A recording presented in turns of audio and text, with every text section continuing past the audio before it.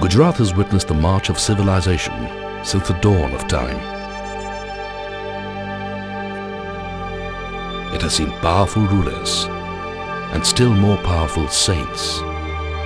It has woken up to the battle cries of conquerors from across the Khyber and later the mighty British. And each stage has left behind its mark on architecture and archaeology, distinct and clear as footprints in the sands of time. Few states can match Gujarat in the sheer number and variety of archaeological finds. From excavations of prehistoric sites to the grandeur of medieval architecture, the state has seen it all. The cave temples in the hills of Saurashtra and the stupas and viharas dated to around 500 AD, as well as the Ashoka rock edicts at Junagadh, show the significance of the state during the golden eras of the Mauryan and Gupta empires. However, the golden age of Gujarat came under the Solanki dynasty from the 9th to the 12th century. The ancient fortified town of Patan, the state capital for 600 years, reached its zenith as a place of learning and commerce. Ruled by men who were patrons of the fine arts and aesthetic beauty, Patan boasted of a number of memorable monuments and edifices, the most significant among them being the Rani Ki Vav and the Shastralinga Talav. A vav is a unique artistically designed stepwell characteristic of Gujarat and an ingenious example of how people adapted in adverse climatic conditions. The Rani Ki Vav, built in the 11th century, is probably the oldest and grandest among the 120 stepwells in the state, built by Rani Udayamati in memory of her husband King Bhimdeva I. An excellent example of subterranean architecture with exquisitely carved walls, pillars, beams and steps. Every surface is adorned with finely chiseled statues of maidens and Hindu deities, religious motifs and geometrical designs, representing probably the finest in Indian sculpture and architecture.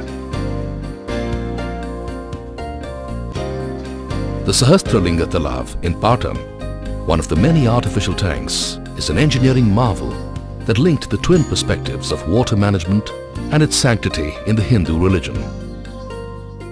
Some of the 1,000-odd Shiva shrines that stood on its banks still remain. Patan is also the exclusive center for the age-old traditional weaving craft of patola, practiced by just a few families today.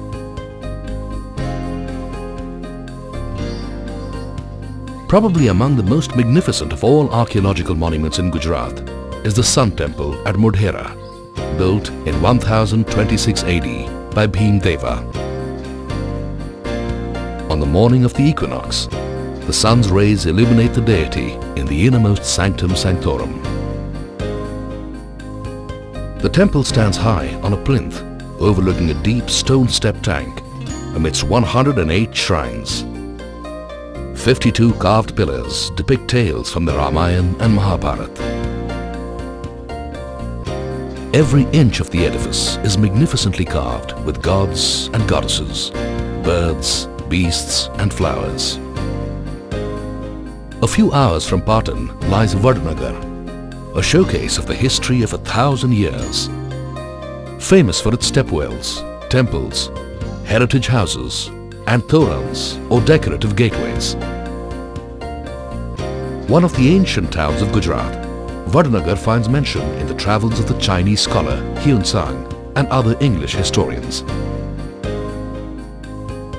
The toran or decorative gateway is the finest serving example of its type, with its carved column supports, wide stone beam and detailed sculptures. Ahmedabad, Gujarat's industrial and commercial capital, once Western India's most important royal capital, with its splendid palaces, imposing mosques, tombs and exquisite stepwells. Ahmedabad's long and prosperous historical past has bequeathed it a rich architectural legacy. The earliest monuments of the city date back to the pre-Mughal Muslim sultans of Gujarat, who founded the city and embellished it with mosques and mausolea in mellow honey-colored sandstone to create what is known as the Indo-Saracenic style of architecture, a rare and happy blend of Muslim and Hindu styles. Gujarat, with its ancient traditions of temple architecture and fine sculptures, provided the Islamic rulers with artists who had generations of experience. Some of their works surpass the finest monuments in the entire Islamic world. While basically influenced by Hindu designs, their style was innovated upon to include Islamic tenets. Delicate filigree-like ornamentation is to be found in various examples of torans, stepwells, minarets, domes, arches and balconies. The mosque and tomb of Rani Sipri, once described as the most exquisite gem in Ahmedabad, was built in 1514. However, the ultimate culmination of this school of decoration was the Siddhi Sayyid Mosque, built in 1572, and celebrated the world over as a superb and peerless example of delicate carving that transforms stone into filigree.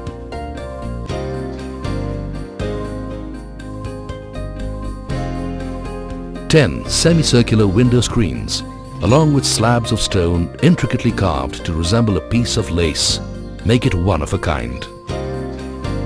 The valves or stepwells served several functions, the main ones being to provide water, besides a resting place for travellers. They were also built as acts of piety and used as meeting places. Adalat stepwell, built in 1499. The well has 4 pavilion constructions and is 5 stories deep. Richly carved, it has every pillar and wall surface covered with leaves and flowers, birds and fishes, and friezes of ornamental designs. The Sarkhej Roza. About 8 kilometers from the city lies one of the most elegant 15th century architectural complexes of Ahmedabad. Grouped around a great step tank are the tomb of the great saint, Ahmad Khatuganj Baksh, the mosque, which was once called the perfection of elegant simplicity, and the tombs of Mahmud Shah Begada and his queen, besides the palace and the pavilions. The buildings are remarkable for the complete absence of arches and the use of pierced stone trellises throughout. Rani Sipri's Mosque, a small exquisite mosque built in 1514 by a queen of Mahmud Shah Begada. The queen herself lies buried here. The shaking minarets. The amazing feature of these is that when one minaret is shaken, the other one vibrates too. The minarets generated so much fame and curiosity that one of them was dismantled to fathom the secret of its construction. Bhadra Fort. The foundation of this old fort was laid in 1411 and it once enclosed the royal palaces and gardens. When the Marathas captured the fort, they converted one of its chambers into the Bhadra Kali temple. Teen Darwaza. The triple-arched gateway was built by Sultan Ahmad Shah to serve as the royal entrance to the Maidan Shahi or the Royal Square. It is an imposing monument of perfect proportions and highly ornate buttresses. Situated bang in the middle of the old city, it serves as a thoroughfare for thousands of vehicles. Shah Alam Roza. The tomb and mosque of Saini Shah Alam are said to have been built by the brother of the Empress Noor Jahan. The brass doors are set in carved marble frames. Moving down south a little further, we come to Champaner, an ancient fort town located at the foothills of Pavagadh and known for its superb rocky defences. Champaner took 23 years to build and attained glory as a great town of Western India. Many edifices were constructed during these years: bazaars, town squares, royal gardens, water structures and mosques. The significance of Gujarat on the archaeological map doesn't end with temples and monuments. Prehistoric implements and tools have been found in Saurashtra and Kutch. But it was from 2500 to 1500 BC that the ancient Indus Valley civilization thrived in Gujarat. Recent excavations at Dholavira at Khadir Bait in Kutch have shown the remains of a city, perhaps the oldest to be excavated in India and considered one of the largest settlements in the entire valley, rivaling Mohenjo-daro. The site shows three separate divisions: the upper, middle and lower town, besides excellent systems of town planning and drainage. Lothal, 80 kilometers from Ahmedabad, the largest Harappan site excavated, shows a high degree of development and reveals a complete ancient township. The small town exhibits neatly planned streets and dwelling houses and a well-executed drainage system. Exhibits found at the site show the standards achieved by the copper workshops, potteries and bead factories and include implements, toys, site plans and a standardized system of weights. Among Lothal's best-known features is an inland dockyard for ships. Comparable to some of the modern docks of today, it is rated among the great maritime achievements. Preserved in these numerous monuments of breathtaking beauty and diverse styles are the labors of love of the men and women who designed and built them. And while they may not be around anymore, their work still stands the test of time, bearing mute testimony to the glory of their craftsmanship and the greatness of an era that was.